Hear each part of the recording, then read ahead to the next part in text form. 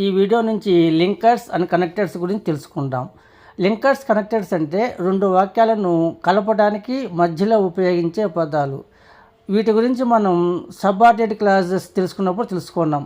ఈ లింకర్స్తోనే subordinate class మొదలవుతుంది. అక్కడ సబార్డినేట్ క్లాస్ దగ్గర ఈ కొన్ని పదాలు వాడతాము. ఇక్కడ వాటిని రెండు వాక్యాలు కలిపే పదాలుగా లింకర్స్, కనెక్టర్స్ పెడితే చెప్తాము. అంతే తేడా. ఇక చూడండి, ఇవి కొన్ని రకాలుగా ఉంటాయి. అడిషన్ లింకర్స్ రెండు వాక్యాలను కంబైన్ చేయడానికి, యాడ్ చేయడానికి ఉపయోగించేటివి. రెడ్ కలర్లో ఉన్నవన్నీ లింకర్స్, బ్లూ కలర్లో ఎగ్జాంపుల్. అండ్ అనుకోండి, షీ లైక్స్ రీడింగ్ బుక్స్, అవి బుక్స్ చదవడం అంటే ఇష్టం. అండ్ రైటింగ్ స్టోరీస్ రాయడం అంటే ఇష్టము. ఇక రెండు వాక్యాలు కలపడానికి అండ్ పదం ఉపయోగించాం. ఇక్కడ అండ్ అనేది లింకర్గా పనిచేస్తుంది.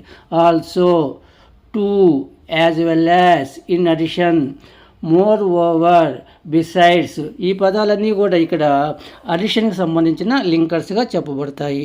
Next contrast linkers. ఈ కాంట్రాస్ట్ లింకర్స్ జరిగిన పనికి వచ్చిన ఫలితం విరుద్ధంగా ఉంది అని చెప్పేటప్పుడు ఉపయోగిస్తాము. చూడండి, but, however, although, even though, ఇలా ఉంటాయి. ఇప్పుడు బట్, కానీ అని ఉపయోగిస్తాం. షీ ఈజ్ టైర్డ్, బట్, ఆమె అలసిపోయింది, కానీ షీ కీప్స్ వర్కింగ్, ఆమె పని చేస్తూనే ఉంది. ఇక్కడ బట్ అనేది మామూలుగా క్లాజులు చెప్పేటప్పుడు సబార్డినేట్ క్లాజులో ఉపయోగిస్తాం. ఆమె అలసిపోయింది కానీ ఇన్కంప్లీట్ సెంటెన్స్గా. కానీ ఇక్కడ రెండు వాక్యాలు కలపడానికి ఉపయోగించేటప్పుడు లింకర్ అని చెప్తాము. అంతే తేడా. She is tired but she keeps working, ఆమె అలసిపోయింది కానీ పని చేస్తూ ఉంది అంటాం.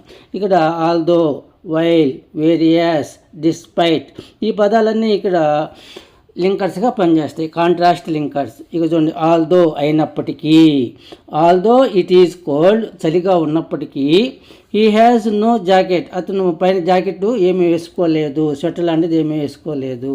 ఇట్లా ఈ విధంగా మనం అడిషన్కి సంబంధించి, కాంట్రాస్ట్ సంబంధించి కొన్ని లింకర్స్ ఉపయోగిస్తాము. ఇదే చాప్టరు నెక్స్ట్ వీడియోలో కూడా కొనసాగుతుంది.